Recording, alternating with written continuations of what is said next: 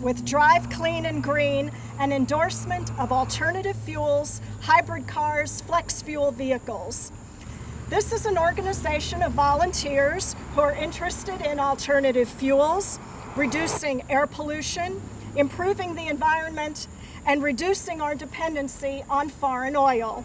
There are about 90 chapters just like ours across the country, all coordinated through the umbrella of the Department of Energy.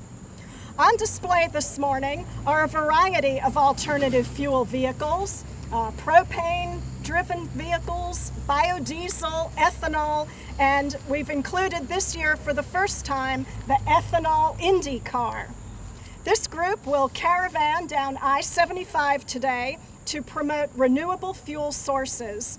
Several of those fuels are Georgia homegrown agricultural products, such as the biodiesel and ethanol. Our trip will make a stop in Macon and conclude in Tifton to kick off the Southeast Bioenergy Conference that begins tomorrow morning. First, I'd like to recognize our corporate sponsors, Georgia Power, Davis Biofuels, Roush, Alterra Bioenergy, the Georgia Gas Distributors, Flint Energies, the Ethanol Information and Promotion Council, also General Motors, Daimler Chrysler, Riverside Ford, Dixie Chopper, the Waltall Oil Company, the Holidays, GIFA, and the Georgia Department of Agriculture. This morning we bring you two members of Georgia's own League of Extraordinary Gentlemen. First up is the distinguished person who decided that the government of the state of Georgia should lead by example in adopting, implementing, and promoting energy efficiency and using renewable, locally produced biofuels and bioenergy. So he issued an executive order for the state agencies to do all of those things. This past year, he was the proponent of a 4% tax incentive for facilities producing and processing biofuels derived from Georgia-grown agricultural products. I'm speaking of the governor of the great state of Georgia. Please welcome to the podium, Sonny Perdue. Thank you. I think there are very few issues that bring together coalitions as strong as national security, the environment, and our checkbooks all at the same time. And that's really what this is all about, is this effort of alternative fuels. And you know that it comes out of our checkbook every day. We pay for fuel every day. And I was stunned to learn that Georgians pay about $57 million a day for fuel. And that's a huge part of our economy. You know that what pollutants do, what congestion does to harm the environment. And so it's very great that we can have something that's going to help us become more independent for national security, for environment, and also to help our pocketbooks at the same time. And those are just a few of the reasons organizations like the Middle Georgia Clean Cities community are so important, and the coalitions are important. This caravan of hybrid and flex vehicles that you see behind us is a great sight, and it's a great indication of where Georgia's headed. As you head south, we're going to be heading many ways and looking to how we can utilize Georgia-grown products to make sure we grow our own energy. In the last couple of years, we've had announcements that Linda talked about of alternative fuel producers and refiners setting up shop right here in Georgia, including great companies like Bulldog Biodiesel and Range Fuels and First United Ethanol and Camilla. And there are many more to come, and Jill's done a great job in collaborating with these from our department at GIFA, our energy department, and making sure that they get what they need from our state. We've had a total of 10 large ethanol and biodiesel facilities break ground in Georgia in the last 12 months, bringing Georgia a total investment of about $500 million. So these exciting commitments signify the seriousness of the challenges facing us and our determination to find solutions. So I want to thank our Clean Cities Coalition, everyone here this morning participating, demonstrating to the people of Georgia that fuel and energy efficiency is absolutely not only a worthy goal, but a necessary goal if the United States is going to continue to compete, and Georgia is going to be at the forefront. And that can make a real difference in our day-to-day activities. So I look forward to seeing you in the morning in Tifton at the Bioenergy Conference. Y'all drive safe and clean, okay? Next up is another big name in Georgia, and I really do mean towering. This man has served as the state's Commissioner of Agriculture since 1969, making him the longest-serving Ag Commissioner in the United States ever. Add to his other state-held jobs and assignments, and he's distinguished himself by serving in Georgia state government for almost 50 years. His office is responsible for overseeing all of Georgia's homegrown products, but also monitoring, measuring, and reviewing the quality of what comes out of those alternative fuel and gasoline dispenser pumps. Most importantly, he's the man that gave me my first job in Georgia. So please welcome to the podium Commissioner Tommy Irvin. Governor Perdue, thank you for your interest in this very important endeavor. I think without your help and you giving a little push, we'd probably still be stalled a little bit. I think we're off and running. I want to thank the automobile manufacturing companies for the fact that they saw the need to do a better job of engineering the engines that they put in new cars today to better accept ethanol as a product of the future. Some of you can remember we used to have a product called gasohol. At that time, the automobiles were not properly engineered, and we had some failures. We had things like salting out and vapor lock. We can't afford to have that in the society we live in today, and so I think a major automobile companies are to be commended for the fact that they see the need to build a product, help us move into the new century of biofuels. So I'm looking forward to the tour today. We're going to be around all day, and any of you have any questions that you can ask us. We're going to be the agency that has to do the regulatory work. I've discussed this repeatedly on several different occasions with the governor. He's going to help us in our efforts to have proper equipment to do the great job of analyzing the product to make sure when it hits the marketplace and you put that nozzle in your tank that you'll get top performance.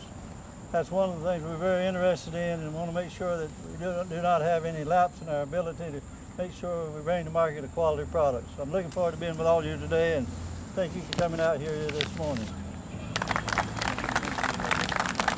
Among our celebrity drivers participating today will be our Grand Marshal, Commissioner Tommy Irvin, Casey Kick with the Indy ethanol car, Randy Queen, Ron Carbon, George Foster, Lisa Ryan, Georgia author Blaine Whittle, Tony Saxon, Rex Smith, Buddy Griggers, Wayne Register, Mike and Trent Holliday, Devin Darnell, Brad Hayes, Kirby Maxwell, Oscar Evans, and probably most importantly, Corporal Terrell Smith, our safety officer, joining us from the Macon Fire Department, and he'll be bringing up the rear in the unlikely event we run out of fuel or break down on the way. But because all of you are here today, we're one step closer to arriving on the doorstep of an America powered by renewable alternative fuels. Now it gives me pleasure to recognize our major sponsors. These are the people that contribute at the diamond donor level and have contributed $5,000 per year to the Clean Cities program since its inception here in Georgia.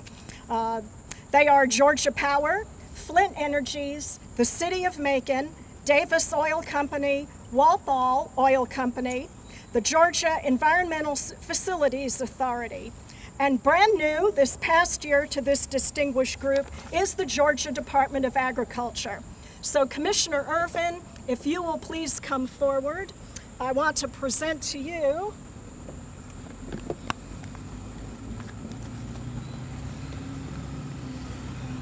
a green diamond engraved with the words Clean Cities. Thank you, sir, for what you do for Clean Cities and the state of Georgia. Thank you, Linda. Thank you very much.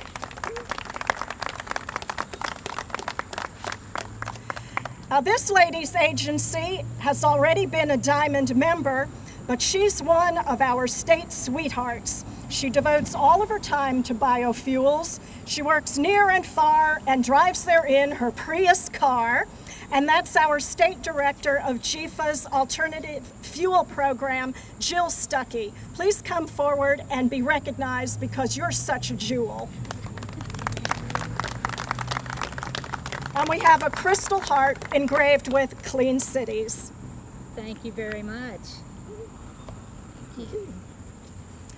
Another genuine sweetheart who works day in and day out to further the cause and who coordinated all of today's events is our Executive Director, Charise Stephens. Please come to the podium for your crystal heart. And you know it's engraved Clean Cities. Thank you, Dr. Smith. Thank you. And I have saved the best for last. The Hope Diamond is a magnificent 45-carat blue gem on display at the Smithsonian Museum. Our version is bigger than that. It's engraved with the emblem Clean Cities, and it's accompanied by this booklet of our Clean Cities success stories because they're all Georgia success stories. So for endorsing alternative fuels through executive order, for introducing tax cuts for biofuel production, for bringing so much hope for more projects in the near future, we recognize you as a Clean Cities honorary diamond member and present this award to the Green Governor of the Peach State, Governor Sonny Perdue. The Hope Diamond, I like that, Heather. Thank you very much. Thank you.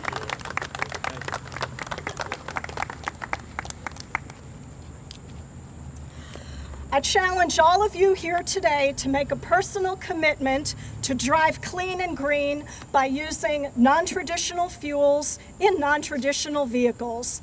Having one of these new hybrids or flex fuel cars might make your friends pea green with envy, but it'll make our environment a little greener. It will reduce greenhouse gases, and it will leave more greenbacks in your wallet. So drive clean and green. You've got the green light from all of us at Clean Cities. We are Altera Bioenergy. We produce biodiesel fuel, and we are a Georgia-based company, more specifically a Macon-based company. We have 2 plants currently under construction. We have one in Gordon, Georgia. We also have one in Plains, Georgia. The first one in Gordon, Georgia will be a 30 million gallon a year plant. The one in Plains will be graduated up to a 60 million a year plant. We currently are focusing our efforts right now on promoting biodiesel within not only the state of Georgia but throughout the Southeast and then the United States as well. Currently, we're contributing to the alternative energies by producing the biodiesel fuel, which, as you know, is a substitute for the current petrodiesel that's on the market today, whereas ethanol is a substitute for gasoline. So one of the ways that we're contributing is by producing within our state of Georgia, so that helps out the Georgia members, but then also it adds refining capacity to the United States, which will reduce the foreign oil dependencies as well. We joined the Clean Cities Coalition about a year ago. Charise Stephens attended our first grand opening in Gordon, Georgia, and ever since then we have partnered with them on a number of different events that they have done throughout the state, and especially in Middle Georgia. We sit on the board and we are active participants in the activities that they sponsor, and we've had a very good relationship with them. We think that they do a fantastic job promoting alternative fuels within the state, and as biodiesel grows in popularity, that's picking up as well too. So we're very excited to be partnering with them. Altera currently has about 7 or 8 diesel vehicles in our fleet. We have 4 pickup trucks, Chevy and Fords. We also have 2 Jeep Liberties that run on biodiesel fuel. We also have 2 Suburbans and an Excursion. And all of our vehicles run at least a B20 all the time. And they are model years from 1995 all the way to current. We have a 2007 pickup. So we run biodiesel in all of our trucks and all of our vehicles, and it's tremendous. We've had no problems. It's wonderful. Our wonderful Governor, Sonny Perdue, just kicked us off in Atlanta. We're on our way to making our trek to Macon, Georgia. We're excited. We're ready to go. So start those engines. First and foremost, I want to recognize our corporate sponsors. We have Georgia Power, Davis Biofuels, Roche, Altera Bioenergy, Georgia Gas Distributors, Flint Energies, Ethanol Information and Promotion Council, General Motors, Daimler Chrysler, Riverside Ford, Dixie Chopper, Walthall Oil Company, the Holidays, Georgia Environmental Facilities Administration, and the Georgia Department of Agriculture.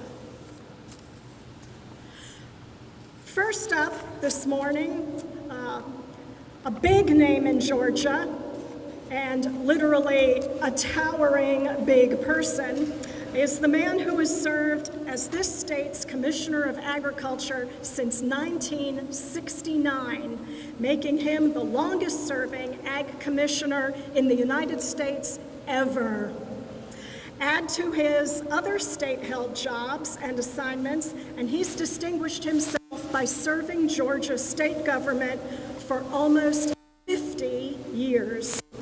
His office is responsible for overseeing all of Georgia's homegrown products, but also for monitoring and measuring the quality of what comes out of those alternative fuel and gasoline dispenser pumps. And most importantly, this is the man who gave me my first job when I came to Georgia. So please welcome to the podium our Commissioner of Agriculture, Tommy Irvin. Linda says it better than I. I'm delighted to be here in Middle Georgia again today. You know, clean cities, clean air that we all have to breathe. Green is green. It's very important to all of us to remember that what we put in our tank must perform. As I did in Atlanta, I want to give credit to the major automobile manufacturing companies, because they're engineering engines today that can burn our product without failure, without having problems. Some of you can remember a few years back we had a product called gasohol. Automobiles back at that time were not engineered to burn the product as clean as it does today.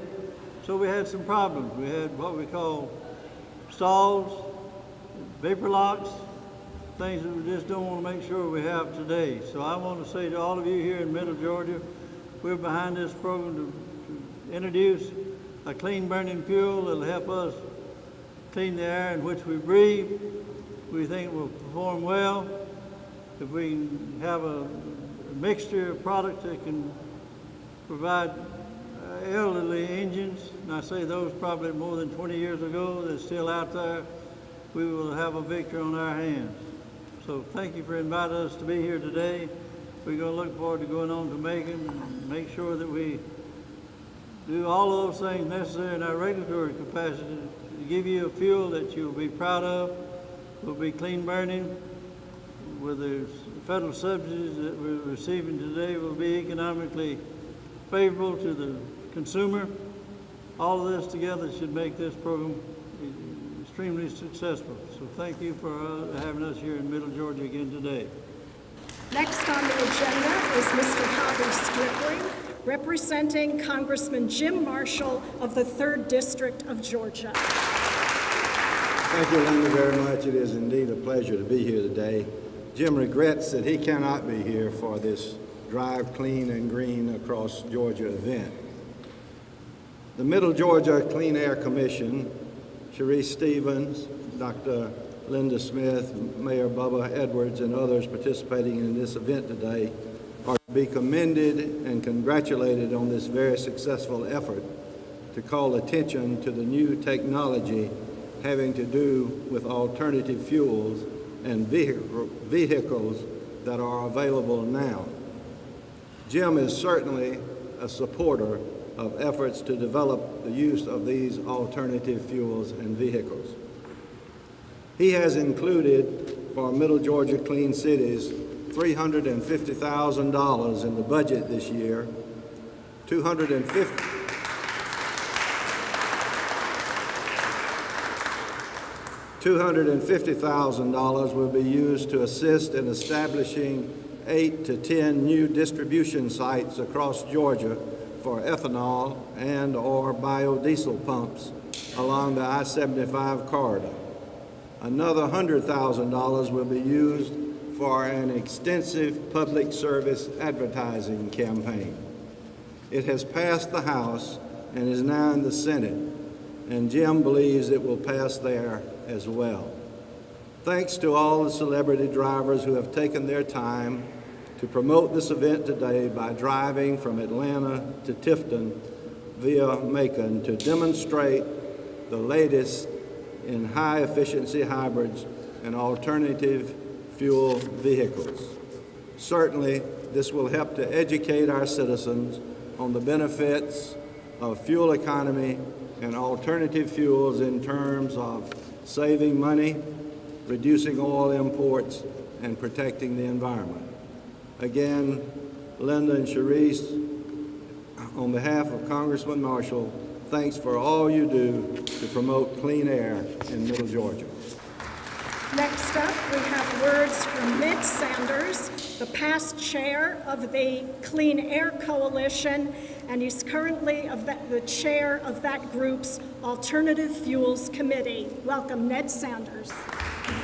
Good afternoon, ladies and gentlemen, and I'm happy to be here with us, with all of you, as we celebrate the achievements that are being made toward the reduction of pollution in our air and pollution in other areas, in fact, and the contributions that that's going to make to the quality of life here in Middle Georgia and to the quality of our economic welfare here in Middle Georgia.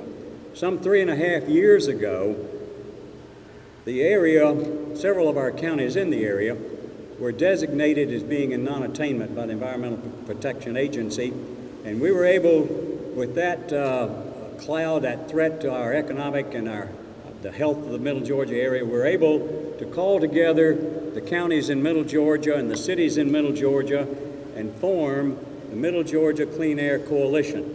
And that consisted of 7 counties and 13 cities all working together with the principal elected officials in them all working together. We developed a charter for that coalition. We developed a set of bylaws. We went to Washington, D.C. We asked for the governments all represented to contribute so we have a budget.